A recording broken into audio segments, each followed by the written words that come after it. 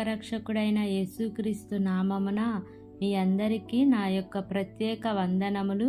ఈ ఉదయకాల సమయమున దేవుడు మనకిస్తున్నటువంటి వాగ్దానమును చదువుకుందాం. 3వ దావీదు కీర్తన 8వ వచనము. రక్షణ యెహోవాది, నీ ప్రజల మీదకి నీ ఆశీర్వాదము వచ్చునుగాక. ఆమేన్. దేవునికే మహిమ కలుగును గాక. ఈ ఉదయకాల సమయమున దేవాతి దేవుడు ఈ యొక్క వాగ్దానము ద్వారా మనందరితో మాట్లాడుతూ ఉన్నారు. ఈ యొక్క వాక్యమును మనం జ్ఞాపకం చేసుకుంటే, దావీదు భక్తుడు తన జీవితంలో జరిగిన ఒక అనుభవాన్ని జ్ఞాపకం చేసుకుంటున్నాడు. అదేమిటి అంటే, తన కుమారుడైన అబ్షాలోము దావీదును తరమటం ప్రారంభించాడు.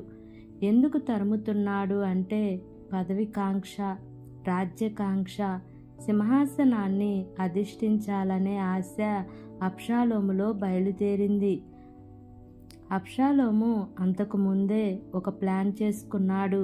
ప్రజలందరినీ తన వైపు తిప్పుకున్నాడు. తన తండ్రి మీదకి తిరుగుబాటు చేయటానికి అబ్షాలోము సిద్ధపడ్డాడు. అప్పటి వరకు కూడా దావీదుకి తోడుగా ఉంటూ ఒక సలహాదారుడుగా ఉన్న అహీతోపేలు కూడా అబ్షాలోముతో చేరి దావీదు యొక్క నాశనముని కోరుకున్నాడు. వారిద్దరూ ఎప్పుడైతే కలిశారో కుట్ర చాలా బలమైంది. ఒకానొక సందర్భంలో దావీదు ఆ కుట్ర గూర్చి ప్రార్థించాడు. ప్రభువా, ఆ కుట్రను భగ్నము చేయమని ప్రార్థించాడు. పరిశుద్ధ గ్రంథంలో దావీదు భక్తుడు చాలా అద్భుతమైన కీర్తనలు రాసినాడు.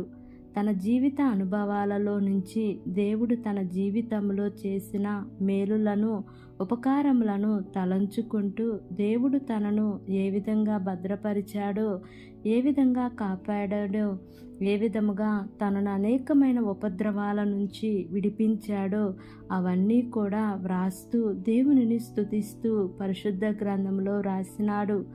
అబ్షాలోము తన తండ్రిని తరుముతున్నప్పుడు దావీదు రచించిన ఈ కీర్తన, ప్రభువా, నా తల ఎత్తువాడవు నీవే, నన్ను కాపాడువాడవు నీవే, నాకు కేడెముగా ఉన్నావు అని దేవునిని చూడటం ప్రారంభించాడు. చాలాసార్లు మానవ జీవితంలో ఇలాంటి అనుభవాల గుండా చాలామంది వెళ్తూ ఉంటారు.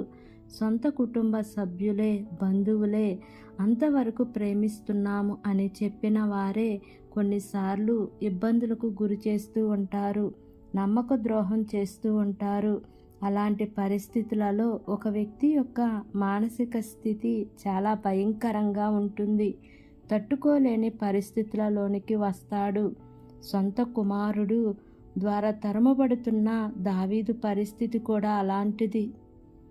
బయట వాళ్ళు ఎవరో తరిమారు అంటే అది వేరు, కానీ సౌలు తరిమాడంటే తరువాత సంగతి, గొల్యాతు శాసించాడు అంటే తరువాత సంగతి, ఫిలిస్తీన్లు తరిమారు అంటే తరువాత సంగతి. కానీ తన కొడుకే తనను తరమడం అనేది దావీదు జీర్ణించుకోలేకపోయాడు. కాళ్లకు చెప్పులు లేకుండా అరణ్యంలో నడవటం ప్రారంభించాడు. దావీదు ఎప్పుడు కూడా దేవుని వైపు చూస్తూ ఉంటాడు. దావీదు దేవునికి తన సమస్యను అప్పగించుకుంటాడు. ప్రభు చేతిలో తన సమస్యను ఉంచుతాడు. ప్రతి సందర్భంలో దేవునిని బట్టి దావీదు ధైర్యం తెచ్చుకున్నాడు. ఆ ధైర్యమును బట్టి ముందుకు సాగినాడు. అయితే ఈ సందర్భంలో దావీదు అంటున్నాడు, రక్షణ యెహోవాది, నన్ను రక్షించే పని ఆయనది, నన్ను బలపరిచే పని ఆయనది, నీ ప్రజల మీదకి నీ ఆశీర్వాదం వచ్చునుగాక అని అంటున్నాడు.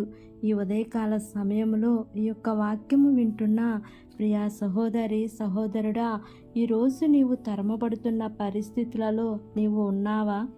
గెట్టివేయబడిన పరిస్థితులలో నీవు ఉన్నావా? అవమానించబడిన పరిస్థితిలో నీవు ఉన్నావేమో. ప్రజలందరూ నిన్ను చూసి గేలి చేస్తూ ఉన్నారేమో, అపహాస్యం చేస్తూ ఉన్నారేమో. కానీ నీవు ఒక్కసారి దేవుని వైపు చూడు. ఆయన నీ రక్షణకర్త. దేవుడే నీకు రక్షణ ఇవ్వాలి. ఏ మనుషులు కూడా నీకు రక్షణ ఇవ్వలేరు.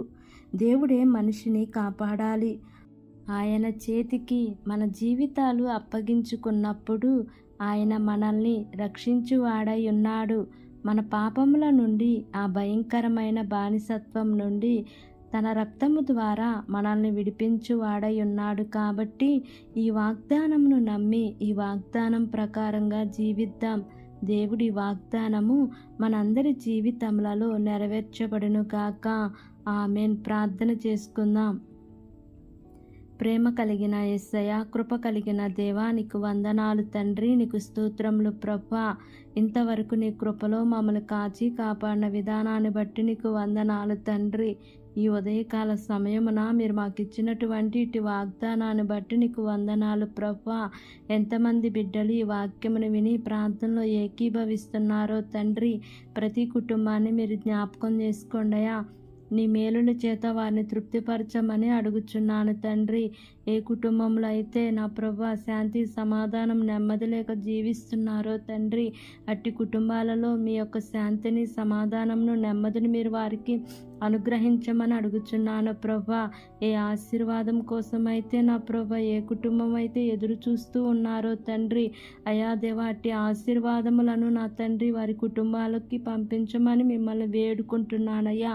మా దేశమును పరిపాలిస్తున్న ప్రతి అధికారుల కుటుంబాలను మీరు జ్ఞాపకం చేసుకోండి అయ్యా. వారందరికీ మంచి ఆరోగ్యమును దయచేయండి దేవా.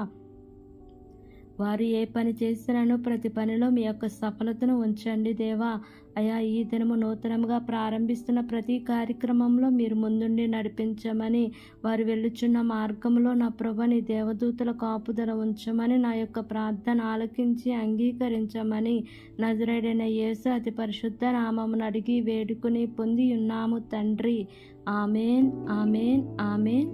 Praise the Lord. God bless you all.